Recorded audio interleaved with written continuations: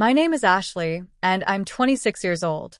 I always believed I had a loving, supportive family until my older brother Marcus struck it rich. While I worked multiple jobs to survive as a nurse, he lived in absolute luxury. Last Tuesday, I stopped by my parents' house unexpectedly and overheard a conversation that completely destroyed everything I thought I knew about my family. The betrayal was so deep that I'm still processing it. Before I share this story, let me know in the comments where you're watching from and hit that like button to support my healing journey. Growing up in our middle-class neighborhood in Denver, Marcus and I had what seemed like a normal American childhood. Our two-story house wasn't mansion material, but it was comfortable with its 3 bedrooms, small front yard, and the old oak tree where Dad hung a tire swing for us. Marcus, 3 years older than me, was supposed to be my built-in protector and best friend. Despite our age gap, we shared countless memories building pillow forts and playing video games until Mom called us for dinner. Our parents, Janet and Robert, worked incredibly hard to provide for us. Dad was an insurance agent who often worked late into the evening, especially during busy seasons. Mom managed a small boutique downtown while also handling all the household responsibilities. They weren't rich by any means, but they made sure we had everything we needed. Their constant message was clear: work hard, stay focused, and education will open doors. Success comes to those who earn it, Dad would remind us during family dinners, pointing his fork for emphasis. But you have to be smart about the choices you make. From elementary school onward, Marcus displayed exceptional intelligence in mathematics and science. He consistently brought home perfect test scores, won academic competitions, and teachers constantly praised his analytical mind. I still remember the pride radiating from Mom's face when Marcus's robotics project won the regional science fair. Dad couldn't stop talking about it at neighborhood barbecues for months. "That's my boy," he'd say with a huge grin. "Future engineer right there. Mark my words." I was different from Marcus in almost every way. While I maintained solid B's and occasional A's, my strengths lay in connecting with people rather than solving complex equations. I volunteered at the local animal shelter, helped elderly neighbors with their groceries, and somehow always ended up being the person friends called when they needed someone to listen. My teachers consistently noted my compassion and natural ability to help others feel comfortable. But these qualities never seemed to impress my parents the way Marcus's academic achievements did. "Ashley, you need to focus more on subjects that matter for your future," Mom would say when I got excited about my volunteer work. "Being nice is wonderful, but it won't pay the bills. Your brother understands what it takes to succeed," Dad would add whenever I brought home a report card that wasn't quite perfect. "Maybe you should ask him for study tips." The message was subtle but consistent. Marcus was the golden child destined for greatness, while I was the daughter who needed constant guidance and correction. When Marcus graduated as salutatorian, our living room became a shrine to his accomplishments. His acceptance to MIT with a partial academic scholarship prompted a celebration that included extended family driving in from neighboring states. Uncle Tom flew in from California specifically for the party. Mitt, Dad announced during his emotional toast, his voice thick with pride. "My son is going to one of the best engineering schools in the country." 2 years later, when I received my acceptance letter to the University of Colorado's nursing program, the family reaction was notably more subdued. We went to Applebee's for dinner. "Nursing is a stable career choice," Mom commented, which I suppose was meant as encouragement. "There's always demand for healthcare workers." "Very practical," Dad agreed, nodding approvingly. "Good benefits, decent pay. You've made a sensible decision." The contrast in their enthusiasm stung, but I genuinely loved the idea of helping people heal and recover. Working in healthcare felt like my true calling, regardless of how my parents perceived it. Marcus excelled at MIT, earning his mechanical engineering degree with honors before landing a position at an innovative tech startup in Silicon Valley. The company specialized in developing automated systems for manufacturing, and Marcus quickly proved himself invaluable to their research and development team. Meanwhile, I completed my nursing degree and found a position at Denver General Hospital working in the pediatric unit. My starting salary was modest, barely covering rent for my small apartment, student loan payments, and basic living expenses. I frequently survived on instant noodles and peanut butter sandwiches, picking up extra shifts whenever possible to make ends meet. While I struggled financially, Marcus's company began gaining serious traction in the tech world. Major corporations started implementing their automation systems, and the startup's values skyrocketed almost overnight. Stock options that Marcus had received as part of his compensation package suddenly became worth substantial amounts of money. Family gatherings transformed into showcases for Marcus's rapidly ascending career. Sunday dinners featured detailed updates about his latest promotion, his company's expansion plans, or mentions of important industry leaders he'd met at conferences. Marcus had lunch with the CEO of a major automotive company last week. Mom would announce while passing around side dishes. They're considering a partnership that could be worth millions. I would share stories about my young patients' recoveries, like how 6-year-old Emma finally walked again after her surgery, or how little Jake overcame his fear of medical procedures through our play therapy sessions. But these stories never commanded the same level of attention from my parents. Their eyes would glaze over after a few minutes, followed by quick transitions back to discussions about Marcus's professional achievements and financial success. Despite the growing disparity in how our accomplishments were received, I felt genuine happiness for my brother. Marcus worked incredibly hard and deserved every bit of his success. He remained humble and kind, often asking detailed questions about my patients and remembering their names during our phone conversations. When Marcus started bringing expensive gifts for our parents, a state-of-the-art espresso machine one Christmas, a surprise weekend trip to Napa Valley for their anniversary, I felt no jealousy, just a growing awareness of my own financial limitations when I placed my handmade gifts beside his elaborately wrapped packages. "Oh, Marcus, you really shouldn't have," Mom would exclaim while unwrapping his presents, her face lighting up with genuine delight and appreciation. My knitted scarves and framed photos from my hospital's charity events received polite thanks, but never generated the same level of excitement or gratitude. The first truly uncomfortable moment occurred during a 4th of July barbecue about 3 years after we'd both graduated. Our cousin Jennifer asked about our career paths, and Dad immediately launched into an enthusiastic account of Marcus's rise through the tech industry. "He'll be a department head before he turns 30, Dad predicted with obvious pride. The kids got everything figured out. When Jennifer turned to ask about my nursing career, Mom quickly interjected with, "Ashley's doing well at the hospital. But let me tell you about Marcus's new condo in San Francisco." That evening, driving home alone, I finally acknowledged what I'd been trying to ignore for years. Money had fundamentally altered our family dynamics in ways that were becoming impossible to overlook. Over the following 2 years, the financial gap between Marcus and me widened into what felt like an unbridgeable chasm. His startup was acquired by a major technology corporation for an astronomical sum, making my brother genuinely wealthy before his 30th birthday.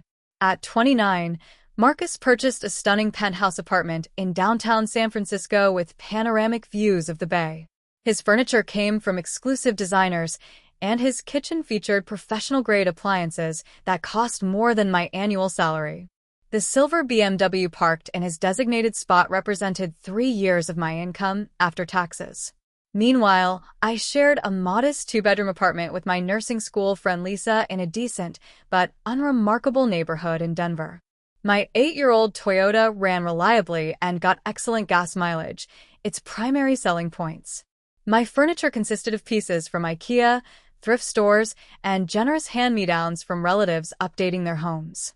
My student loans haunted me like a persistent shadow. I owed $65,000 and made monthly payments of $550, which consumed nearly 30% of my take-home pay. Throughout college, my parents had assured me they'd saved money for both our educations, but those funds somehow never materialized when I needed them. When I'd asked about the promised college fund during my sophomore year, Dad had mentioned something vague about economic downturns affecting their investments and quickly changed the subject. Despite my financial struggles, I absolutely loved being a pediatric nurse. Watching a child's face transform from fear to trust made every sacrifice worthwhile. My hospital unit became my sanctuary, decorated with colorful artwork created by my young patients and thank you cards from grateful families that meant more to me than any expensive decoration could. Marcus occasionally offered to help with my financial situation. "Let me pay off those student loans, Ash," he suggested during one of his visits to Denver. "It would barely register on my monthly budget, but it would completely change your financial stress level." His offers were genuine and generous, but I always declined. Maybe it was stubborn pride, but I needed to prove to myself that I could handle my own responsibilities. "Thanks, but I can manage," I would tell him firmly. I made these choices, and I need to deal with the consequences myself. What hurt more than my own financial struggles was watching my parents' lifestyle improve dramatically through Marcus's generosity. They began taking luxury cruises to the Caribbean and Europe. Dad retired 2 years earlier than originally planned because Marcus insisted on giving back to them for all their sacrifices. Mom got the kitchen renovation she'd dreamed about for 15 years, complete with granite countertops and custom cabinets. "You should join us in Italy next month," Mom mentioned during one of our weekly phone calls. Marcus is renting a villa in Tuscany for 10 days. The invitation was technically extended to me, but everyone understood that my nursing schedule and bank account made such trips impossible. I couldn't afford the international airfare, much less take unpaid vacation time during peak hospital season. These exclusions from family experiences accumulated like small wounds to my heart, each one deepening my sense of being the outsider in my own family. Marcus's personal life flourished alongside his professional success. He met Victoria at a charity auction for children's education. She worked as a marketing director for a luxury cosmetics brand, sophisticated, beautiful, and accomplished in her own right. Their social media posts showcased elegant dinner dates at exclusive restaurants, art gallery openings, and spontaneous weekend getaways to Napa Valley. My parents were immediately enchanted with Victoria. "She's so polished and successful," Mom gushed after meeting her for the first time. "And from such a wonderful family. Her mother is a federal judge, you know." The unspoken comparison to my boyfriend Derek hung in the air like an uncomfortable cloud. Derek was a fellow nurse who worked in the emergency department at my hospital. He was kind, funny, incredibly dedicated to his patients, and just as financially stretched as I was. When I'd introduced Derek to my parents 6 months into our relationship, their reception had been politely lukewarm at best. "He seems nice enough," was all Mom offered afterward, her tone suggesting that being nice was somehow insufficient. The engagement announcement came during a family dinner at Marcus's penthouse apartment. Victoria's diamond ring was absolutely stunning, catching the light as she extended her hand to show everyone. "We're thinking about a destination wedding," she announced excitedly, her eyes sparkling with anticipation. "Maybe the Amalfi Coast, or perhaps somewhere in the Greek islands." Mom immediately jumped into planning mode. "We'd love to help organize everything," she said, practically bouncing in her seat. "I've always dreamed of helping plan a beautiful, elegant wedding." Her enthusiasm felt like a knife twisting in my chest. When I casually mentioned that Derek and I were getting serious and talking about our future together, Mom had simply nodded politely and changed the subject to the weather. 3 weeks later, Marcus called with news that sent my parents into ecstatic celebration mode. "I just closed on a house," he announced proudly. "4 bedrooms, swimming pool, wine cellar, and a 3-car garage. Perfect for when Victoria and I start our family." The $2.5 million purchase dominated family conversations for weeks and prompted a special celebration dinner at the city's most expensive steakhouse. That same week, I had received recognition as Nurse of the Month at Denver General for my work with pediatric trauma patients. When I mentioned this achievement during Marcus's house celebration dinner, Dad said, "That's nice, sweetheart," before immediately turning back to Marcus to discuss property values in his new neighborhood. The contrast in their reactions became impossible to ignore or rationalize away. After everyone else had left that evening, I finally gathered the courage to address what felt like an elephant in the room. "Do you realize you spent the entire evening discussing Marcus's house purchase while completely dismissing my professional recognition?" I asked my parents as we cleared dessert plates from the table. "Oh, Ashley, don't be so dramatic," Mom dismissed with a wave of her hand. A house purchase is a major life milestone. And my professional achievements aren't. My voice cracked slightly with emotion. Dad sighed heavily while loading dishes into Marcus's expensive dishwasher. Nobody's saying your work isn't important, but let's be realistic here. Marcus is accomplishing things on a completely different scale. It's not favoritism, it's just acknowledging reality. The reality that you value his achievements more than mine, I said, the words tumbling out before I could stop them. Mom's expression hardened noticeably. I think you're just jealous of your brother's success, she said coldly. We raised you better than that, Ashley. I left Marcus's house that night with tears streaming down my face, the first major crack in our family's carefully maintained facade finally exposed for everyone to see. Marcus and Victoria's engagement party was held at the Ritz-Carlton, Denver's most exclusive venue.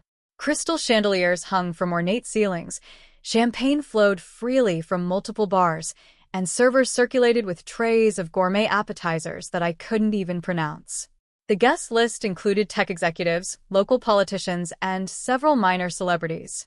I wore my best dress, a black cocktail number I'd purchased on clearance the previous season, and still felt hopelessly underdressed among the designer gowns and custom-tailored suits surrounding me. I found myself lingering near the dessert table, feeling like an imposter in this world of wealth and privilege. When Marcus approached me, he flashed the same warm smile that hadn't changed since our childhood. There's my favorite sister, he said, pulling me into a genuine hug. I'm your only sister, I reminded him, falling back on our old childhood joke that still felt comfortable between us. Ash, Victoria and I have been talking, and we both want you to be the maid of honor, he said, his sincerity touching my heart. Really? Are you sure Victoria doesn't have a sister or best friend she'd prefer? I asked, genuinely surprised by the offer. She has 2 bridesmaids from her side, but we both agree that you should have the honor position. You're my best friend, Ash. You always have been. Warmth spread through my chest, temporarily displacing the discomfort I'd been feeling all evening. Then I'd be absolutely honored, I said, meaning every word completely. Whatever complications existed in our family dynamics, Marcus was still my brother, and I loved him deeply. My enthusiasm dimmed considerably when the first wedding planning meeting took place 2 weeks later. Victoria had reserved a private dining room at Le Bernardin, one of the city's most expensive restaurants where the menu didn't even list prices, never a good sign for someone on my budget. My parents arrived in Dad's new Mercedes, another generous gift from Marcus. Victoria's parents, Dr. and Mrs. Hamilton, radiated old money confidence and sophistication. We're planning for approximately 180 guests, Victoria began, opening an elegant leather portfolio filled with wedding magazine clippings and fabric samples. The Amalfi Coast venue can accommodate that number beautifully, and we've tentatively reserved the entire Palazzo Margherita for 4 nights. I nearly choked on my sparkling water. The entire hotel? We want all our loved ones to stay together, Marcus explained, noticing my shocked expression. It creates a more intimate experience for everyone. Victoria's mother nodded approvingly. The sunset ceremony location overlooking the Mediterranean is absolutely breathtaking. Worth every penny. The wedding planner, an impeccably dressed woman named Celeste with a slight French accent, presented a preliminary budget on her tablet. I caught a glimpse of the bottom line, just over $180,000, before the device was passed around the table. My entire annual salary would be spent on a 4-day celebration. Now for the bridal party details, Victoria continued smoothly. I've selected Vera Wong for the bridesmaids' dresses. They're a gorgeous champagne color with intricate beadwork. She slid a photograph toward me. $2,800 each, but Marcus and I will cover half as our gift to you girls. $1,400. That represented my monthly rent, and that was with their generous contribution. My heart began racing as I mentally calculated the additional costs: professional hair and makeup, shoes, jewelry, undergarments. The bachelorette party will be in Paris the weekend before the wedding, Victoria's maid of honor announced excitedly. 3 nights, 2 days. We've found an incredible boutique hotel in the 7th arrondissement. International travel, more time off work, more expenses piling up. The room seemed to shrink around me as anxiety tightened its grip on my chest. "Ashley, you look a bit pale," Mom observed, noticing my obvious discomfort. "Are you feeling all right?" "Just a little overwhelmed by all the beautiful details," I managed to say with a forced smile. After dessert was served and the conversation turned to flower arrangements, I found a moment to pull Marcus aside discreetly. "The wedding sounds absolutely magical," I began carefully, "but I need to be honest about my financial situation. These costs are really significant for someone on my salary. The dress alone represents nearly 3 weeks of my student loan payments." Marcus's face fell with genuine concern and regret. "I didn't think about that properly," he said, running his hand through his hair. "Let me cover all your expenses completely. Everything." "No," I said firmly. "I don't want special treatment or to feel like a charity case in front of Victoria's friends. I just need to understand all the expected costs up front so I can budget properly and maybe pick up some extra shifts." "I should have been more thoughtful about this from the beginning," Marcus said, genuine remorse in his voice. "Let me talk to Victoria about finding more affordable alternatives for some of these elements." But when he raised the subject back at the table, Victoria's reaction was immediate and decisive. "We've already made commitments to these vendors," she said, her smile becoming noticeably tighter. "Everyone else has confirmed they can participate as planned. We can't change everything now just because." She trailed off, but the implication hung in the air. My parents observed this exchange silently. Not once did they suggest scaling back any elements for my benefit or offer to help with my expenses. The message came through crystal clear: adapt to the plans or step aside. That night, I broke down completely in my shared apartment while Lisa made tea and listened. "I'll need to spend at least $7,500 to participate in this wedding," I calculated aloud, my voice shaking. "That's every single penny of my emergency fund, plus maxing out my credit card." "Have you talked to your parents?" Lisa suggested gently. "Maybe they could help since they seem so invested in making this wedding perfect." "They've made it clear this is my problem to solve," I said bitterly. "Besides, they're contributing to the rehearsal dinner, which probably costs more than I make in 6 months."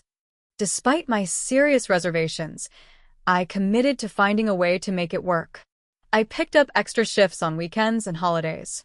I signed up to work summer shifts in the pediatric ICU, which paid slightly more but was emotionally exhausting. I canceled my dental cleaning, postponed routine car maintenance, and stopped contributing to my modest savings account. Every extra dollar went into my wedding fund, envelope hidden in my bedroom dresser. The expenses continued mounting relentlessly. Victoria's bridal shower required a $400 contribution from each bridesmaid for venue rental and catering. The bachelorette party deposit was $950 just for accommodations, not including meals, activities, or my flight to Paris. I drained my savings account completely to purchase the non-refundable airline ticket to Italy, trying not to think about how many years it had taken to build that small financial cushion. 4 months into the wedding planning process, I met with the travel coordinator handling group bookings for wedding guests. The room rate at Palazzo Margherita is €400 per night, with a minimum 4-night stay, she informed me cheerfully. Plus, there are several additional events to consider in your budget planning. Walking to my car afterward, I called Derek in tears. "I can't do this," I sobbed into the phone. "It's going to financially destroy me." "Maybe it's time to be completely honest with everyone," he suggested gently. "There's no shame in having budget constraints." But there was shame, at least in my family. Money had become the primary measure of worth and success, and my inability to keep up only highlighted what they already saw as my inadequacy. Still, Derek was absolutely right. I needed to have an honest conversation with my family before this wedding pushed me into serious debt. The following Sunday, I drove to my parents' suburban home to deliver some wedding-related paperwork that Victoria had asked me to drop off. Mom had texted earlier asking me to bring the documents since they were coordinating with the caterers about dietary restrictions. Their house looked pristine as always, with Dad's meticulously maintained lawn and Mom's award-winning rose garden in full bloom. I used my key to let myself in when no one answered the doorbell, assuming they might be out back on the patio. "Hello, Mom?" "Dad." I called out, setting my purse on the entryway table next to a beautiful flower arrangement that probably cost more than my weekly grocery budget. Muffled voices drifted from Dad's study down the hallway, the formal room with built-in bookshelves and his collection of golf trophies where important family discussions typically took place. I walked toward the partially open door, ready to announce my presence, when I heard my name mentioned clearly. "Ashley's been hinting about the wedding expenses again," my father's voice said, sounding distinctly annoyed. "Marcus, I know you're concerned about her situation, but you need to stay firm on this." I froze in the hallway, my hand raised to knock on the door frame. "I just worry it's putting real financial pressure on her," Marcus responded, his voice carrying genuine concern. "Nursing doesn't pay that much, and I know she's still dealing with those student loans. Maybe we should reconsider some of the expectations for the bridal party." "Don't worry about your sister," Dad replied dismissively. "This is your wedding day. You and Victoria deserve exactly what you want without any compromises. We'll make her pay for everything," Mom added, her tone completely matter-of-fact. "It's good for her character development. Ashley needs to learn financial responsibility," she continued. "This will teach her important lessons about budgeting and priorities." The casual cruelty in her voice made my stomach lurch violently. These were my parents, the people who were supposed to love and protect both their children equally. "I could easily cover her expenses," Marcus suggested. "It wouldn't affect our wedding budget at all, and it would eliminate the stress she's obviously feeling." "Absolutely not." Dad's voice turned stern and authoritative. "That would be enabling her poor life choices. She chose a career in nursing, knowing full well the financial limitations. Actions have consequences." "But you helped me so much when I was starting out," Marcus countered. "My first apartment deposit, helping with my student loans, that investment money for my company stock options." "That was an investment in your future," Mom explained as if it were completely obvious. "We knew you'd be successful and financially stable. It made perfect sense." "What about Ashley's college fund?" Marcus asked. "I thought you had money set aside for both of us equally." My heart pounded so loudly, I worried they might hear it through the study door. Dad cleared his throat uncomfortably. "We redirected those funds toward your graduate school applications and your first major investment opportunities. It was the smart financial choice at the time." "Wait," Marcus sounded genuinely shocked. "So the money you told Ashley was lost in market crashes actually went to support my career? What purpose would telling her serve?" Mom asked coldly. "She believes we helped with her education as much as we could under the circumstances. That narrative works better for everyone involved." "We've set aside $45,000 for your wedding," Dad continued, smoothly changing the subject. "We want everything to be absolutely perfect. The Hamiltons are contributing substantially, and we need to match their level." "I don't feel right about this," Marcus said, but his protest sounded weak and conflicted. "Trust us on this," Mom said soothingly. "Ashley will figure it out. She always does. This tough love approach is exactly what she needs to develop better financial discipline." I couldn't bear to hear another word. I silently backed away from the door, grabbed my purse, and slipped out of the house as quietly as possible, praying they wouldn't hear the front door close behind me. In my car, parked 2 blocks away, violent sobs shook my entire body. Everything I thought I understood about my family had been a carefully constructed lie. The drive home passed in a dangerous blur of tears and complete emotional devastation. I had to pull over twice when the crying made it impossible to see the road clearly. My phone buzzed with a text from Mom. "Did you drop off those papers yet? We're waiting to send them to the caterer." The casual, normal message after what I just overheard only intensified my pain. How could she act so naturally after saying such cruel things about her own daughter? Had they always viewed me as the lesser child, unworthy of the same support and love they freely gave to Marcus? I somehow made it to my apartment, stumbling through the door in such a state of distress that Lisa initially thought someone had died. They lied about everything, I choked out between sobs, collapsing onto our worn couch. The college fund, the loans, everything. They gave my money to Marcus because they thought he was the better investment. Lisa held me while I poured out the entire devastating conversation, her own eyes filling with tears of sympathy and outrage on my behalf. "That's not what parents are supposed to do," she kept saying, her voice shaking with anger. "That's not love, Ashley. That's not love at all." That night, curled up in bed with swollen eyes and an aching heart, I couldn't make any decisions. The pain was too raw, too overwhelming. I simply existed in a state of betrayal and grief, mourning the family I thought I had but apparently never existed. For an entire week, I avoided all contact with my family members. I called in sick to work for 3 days, something I'd never done before except when I had food poisoning 2 years earlier. My phone accumulated dozens of missed calls and increasingly worried text messages from Marcus, Mom, and Dad. "Are you okay? You missed Sunday dinner. Ashley, please call us back. We're getting worried. Sis, is everything all right? No one's heard from you." I responded only to Marcus with a brief message. "Need some space. Not feeling well. We'll call soon." Even typing those few words felt enormously difficult, my fingers heavy with the weight of betrayal. Ryan and Lisa created a protective bubble around me, handling questions from mutual friends and bringing over comfort food I couldn't bring myself to eat. "You need to confront them," Ryan finally said on the 7th day of my self-imposed isolation. "This will destroy you from the inside if you don't address it directly." He was absolutely right. The conversation I'd overheard played on constant loop in my mind, poisoning every childhood memory I'd previously cherished. Each recollection now came with questions. Was that family vacation only planned around Marcus's preferences? Did they attend my school events out of genuine interest or mere obligation? Had anything in our family ever been real? On the 9th day, I sent a group text to all 3 of them. "Family dinner tomorrow night at 7. My treat. Need to discuss something important."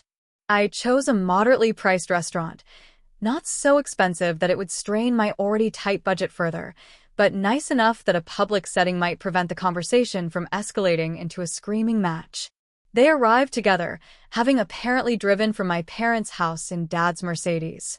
The hostess led us to a corner booth where I'd already been waiting for 15 minutes, nursing a glass of wine and mentally rehearsing what I needed to say.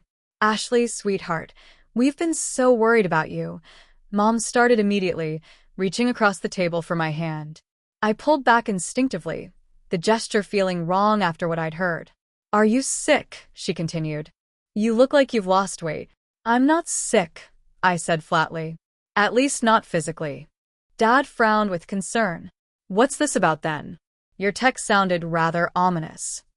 Marcus watched me carefully, his expression worried but also wary, as if he sensed what might be coming. "Let's order first," I suggested, maintaining an artificial calm. "This conversation will go better with food." Excruciating small talk about weather and work filled the uncomfortable minutes until our meals arrived. Mom chatted about wedding details, seemingly oblivious to the tension radiating from every part of my body. "The florist in Italy sent the most gorgeous sample arrangements," she said enthusiastically. "And the welcome gift bags for guests are coming together beautifully." Once the server had delivered our entrees and left us alone, I set down my fork and looked directly at my parents. "Last Sunday, I came by the house to drop off those papers for the caterer," I began, my voice steady despite my racing heartbeat. "We never received them," Mom interrupted, frowning in confusion. "That's because I overheard a conversation that made me leave without delivering them," I continued. "I heard everything you said in Dad's study. Everything about making me pay for the wedding expenses. Everything about redirecting my college fund to Marcus. Everything about considering him the better investment." The color drained completely from Mom's face. Dad froze with his fork halfway to his mouth. Marcus closed his eyes briefly, a pained expression crossing his features. "You misunderstood the context," Dad finally said, setting down his utensils carefully. "Adult conversations can sound different when taken out of context. What context justifies lying to me about my college fund?" I challenged, keeping my voice low but intense. What context makes it acceptable to set aside $45,000 for Marcus's wedding while watching me drain my savings and work extra shifts just to afford participating in it? We never promised to pay your wedding-related expenses, Mom said defensively. Adults are responsible for handling their own financial obligations. I'm not talking about wedding expenses, I clarified, feeling heat rise in my face. I'm talking about the systematic favoritism that's defined our family for years. I heard Dad explicitly say that you redirected my college fund to Marcus's graduate school and investment opportunities. Financial decisions aren't about favoritism, Dad insisted, his businessman persona taking over completely. They're about maximizing return on investment. Marcus's career path offered better financial outcomes. The clinical assessment of our worth as children felt like being slapped across the face. So, I was the bad investment, I said quietly. The child not worth supporting financially. That's not what we meant. Mom backpedaled quickly, glancing around nervously as if worried about other diners overhearing our conversation. We love you both equally. We just had limited resources and had to make practical choices. Limited resources? I repeated incredulously. You just committed $45,000 to a wedding celebration. That would have covered most of my student loans, the ones you promised to help with but never did. When? I challenged. When have you ever shown the same pride in my achievements as you do in Marcus's? When have you ever celebrated my successes with the same enthusiasm? Their silence was absolutely damning. I can't do this anymore, I finally said, dropping my napkin on my barely touched meal. I can't pretend we're a happy, normal family when I now know the truth. I won't be attending the wedding. I can't stand up there pretending to celebrate while knowing what I know now. Ashley, you're being completely ridiculous, Mom hissed under her breath. Think about how this will look to everyone. What will the Hamiltons think? That's your primary concern? I laughed bitterly. Appearances? Not the fact that your daughter just told you she's been deeply hurt by your actions for years. I stood up on shaking legs. I've already paid for dinner. Enjoy the rest of your meal and your perfect wedding. I need time away from this family to figure out what, if anything, can be salvaged from this relationship. Marcus half rose from his seat. Ash, please don't leave like this. We should talk more privately. Not tonight, I said firmly. I've said what I needed to say. The ball is in your court now.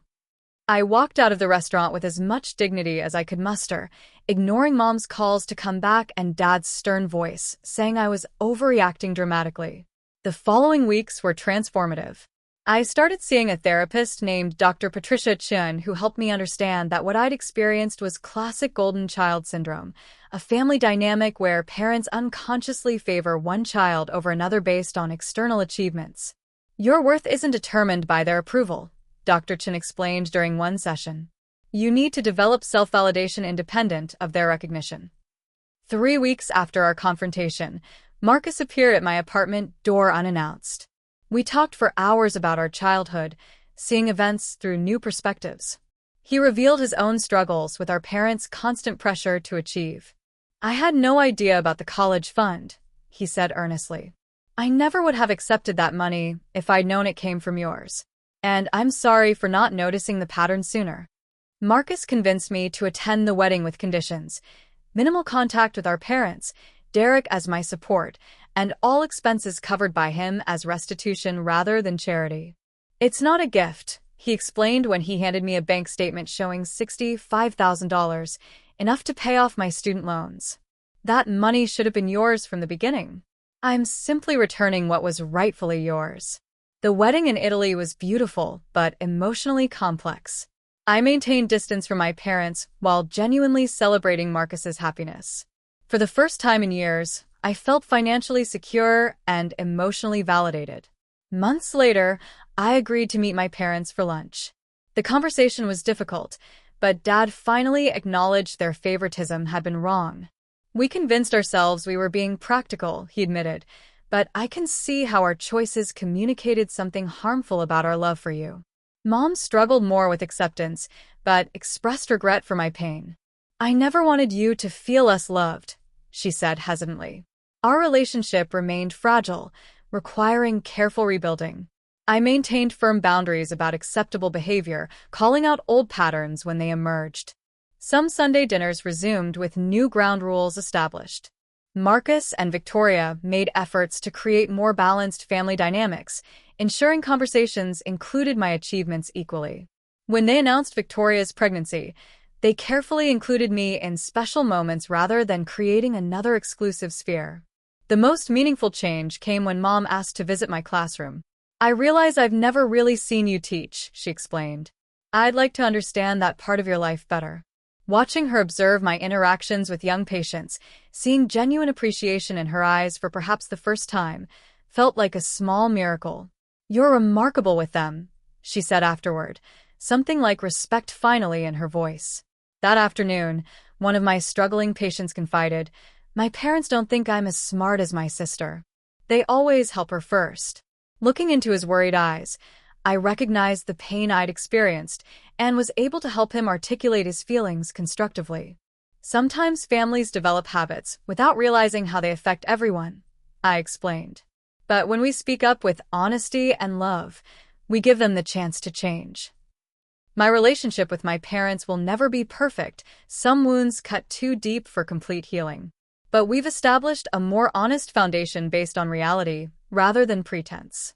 They're learning to value me for who I am rather than measuring me against their expectations. Most importantly, I no longer measure my worth by their approval.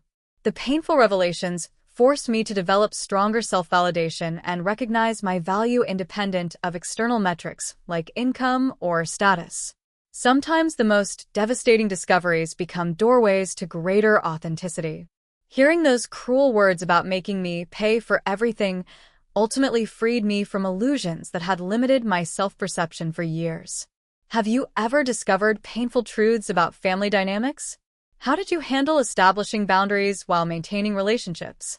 Share your experiences in the comments below, and remember, recognizing your worth isn't selfish. It's the foundation of healthy relationships and true healing.